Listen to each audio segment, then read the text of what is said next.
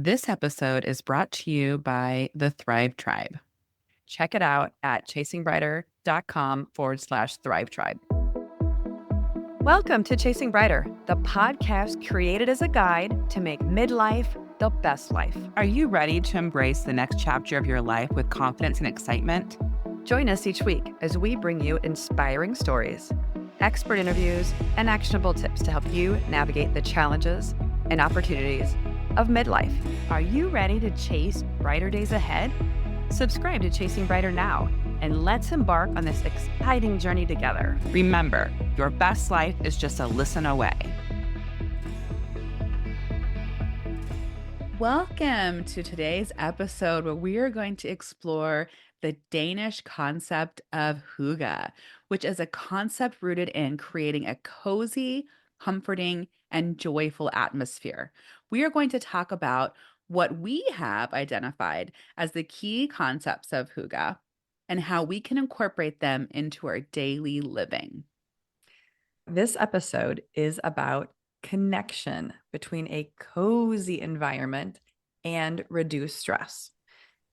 The importance of slowing down and being present in the moment, and how cultivating hygge aligns with self-care and wellness goals, which you all know we love at Chasing Brighter. You know, I think with social media, people think that hygge is like an aesthetic. Yeah, I didn't until Yeah. I've learned about it over the last year, but I agree. Yeah. And so it's really more about a feeling or a state of mind. And, it's a Danish, like we said in the intro, a Danish concept that revolves around creating a sense of coziness, warmth, and well being. It's not just about physical comfort, but also about emotional contentment and a sense of togetherness.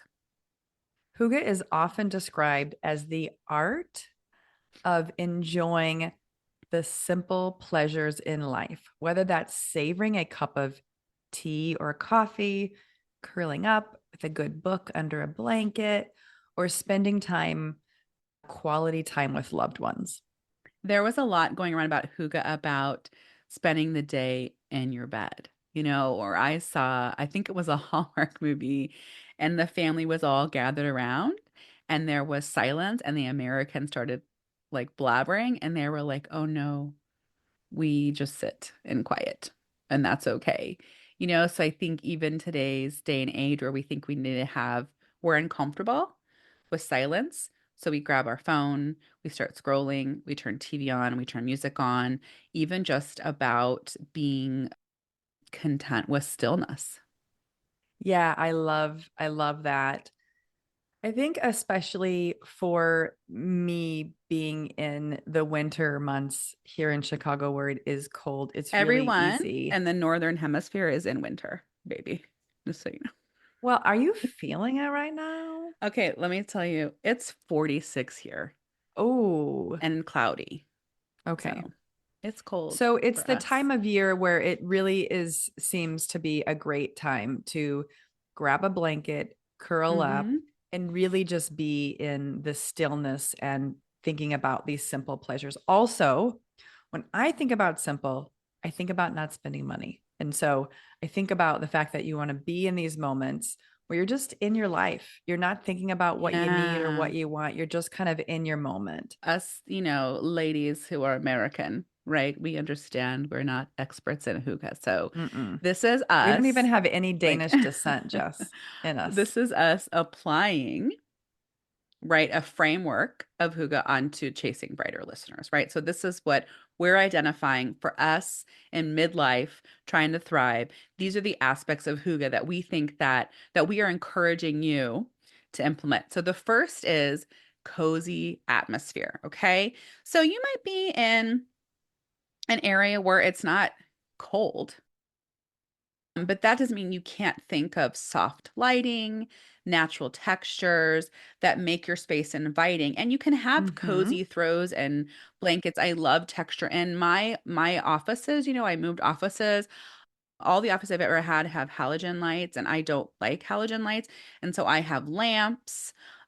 I have salt lamp, changing the lighting and having that like soothing. And I love different textures. So I have textured pillows and blankets, which really just feel really cozy. So just thinking about your atmosphere right now and how maybe you can make it a little bit cozier. Yeah. And thinking about when you're in that cozy moment, but togetherness. So this is also about, one of the things that we truly, truly believe in is this idea of connections, and the human experience is really built on those connections. So you can think about hygge during this time as building deeper connections with family and friends. Maybe it's through shared meals, conversations, or just quiet companionship and spending time, screen free, out of distractions, and just being in the present moment with family and friends. And I think, like, for right now, I'm traveling a lot. How do we implement that traveling? My daughter and I are mindfully choosing cozy dinners, and we went to a restaurant that we were kind of by the fireplace, and it was more of a paced out meal. I think sometimes we go to places, it's like they bring the appetizer out and then they bring all the food out and they bring everything out, and you're in and out in a certain amount of time. And so we went to this restaurant, and we knew the vibe was like, oh, okay, everything was kind of brought out like leisurely. And so we were sitting and talking. And I've really been able to kind of have companionship with my daughter through this. So thinking about that, if you're busy and you're traveling, what that might kind of look, what togetherness might kind of look like for you. Um, so mindfulness, savoring Yes. the present moment and focusing on what brings you peace and happiness. So again, with my travels, I'm not going to bring my laptop. That is my promise to myself, that I'm not going to avoid mindfulness by burying myself in work. And so this is going to allow me to be more present and mindful in the spaces that I'll be going to. And, I talked about this a little bit previously, but I love this thinking about simplicity, prioritizing the little joys in life and decluttering distractions and unnecessary stress. And to me, this is about just sort of being in the moment of what you have and how Hmm. you can use your current atmosphere and space and to create the space that you want. And so thinking about it is very simple. It doesn't have to have a lot of components to it, and just really sitting in that stillness. I think about simple things like I do have, and in February, I had Valentine decorations, and I have Easter decorations, and I have, and so I'm deciding, like, is that something I want to bring out, or is that just kind of adding stress and clutter?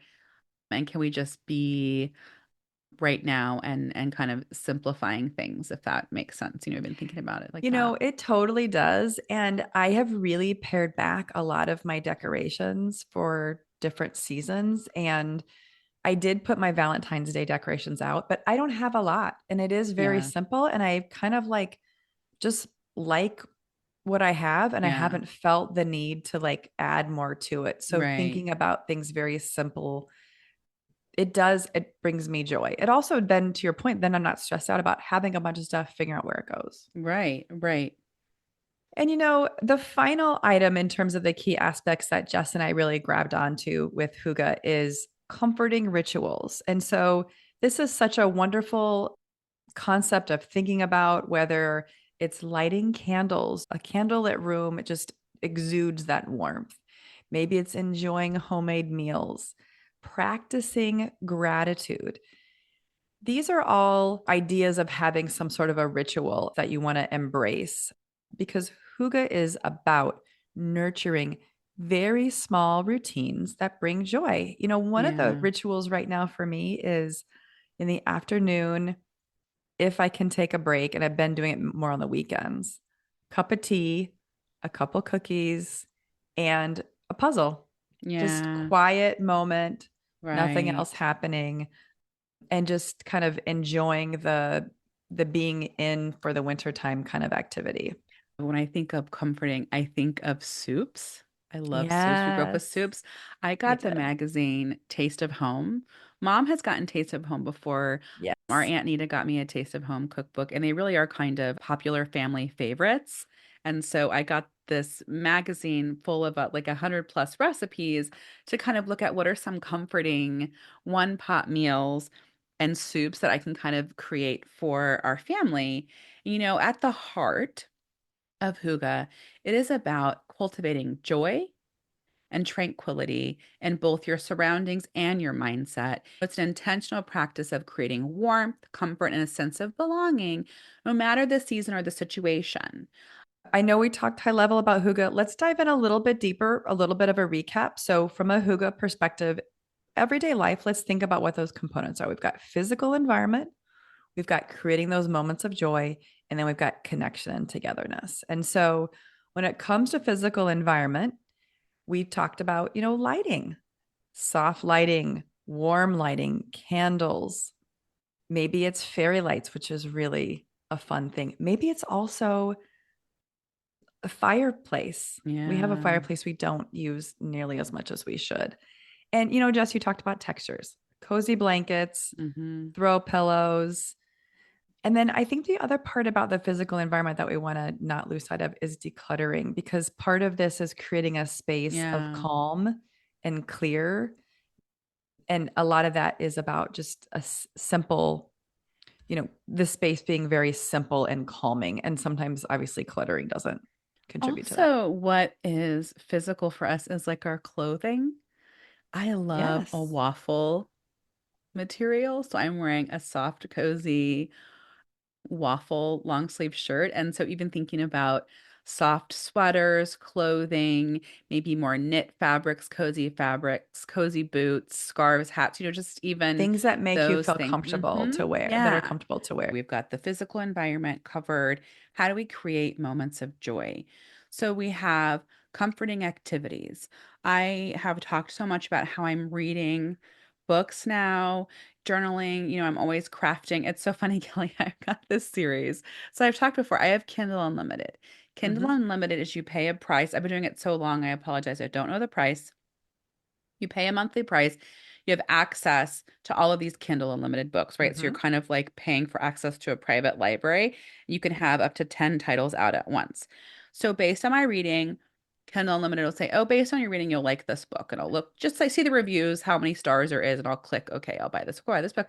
So I get this book and I really like it. And I go, oh, it's number, that's how they get you, right? It's number two in a Oh, three-part yes. series. Yeah. Then I get the first book and I was like I talked to my clients about sleep hygiene and how do we, especially when we're parents, how we always and we're working. I don't know, we have all of this stuff swirling in our head. And so for me, reading helps me shift my mind. So my client was like, what's a genre of book you're reading? I like look up the book and it's called Billionaire Millionaire Romance. And so it's like, okay. And it would, it just came on my, who knows how the algorithm came up, but it's like, I guess what helps me feel hygge is reading about handsome and beautiful millionaires and billionaires who fall in love. So that's my hygge book that I'll be doing. Nice. And that's a genre I guess I'm enjoying. Crafts, this is a great time. I usually love crocheting this time of year, you Mm, know? I like that. Cozy foods. Love cozy foods. And, I think to your point, those are things that you can do year round, but they certainly are this time of year, whether it's hot cocoa or we talked about soups. I was trying to think of like what I've made lately. Oh, I made butternut squash soup, Mm, which was very delicious. yeah. And, really thinking even about moments to savor, whether Mm-hmm. that's practicing mindfulness while you're enjoying a cup of tea or even coffee in the morning, really Yeah. thinking about maybe a quiet moment with coffee instead of popping Mm-hmm. on the news or whatnot.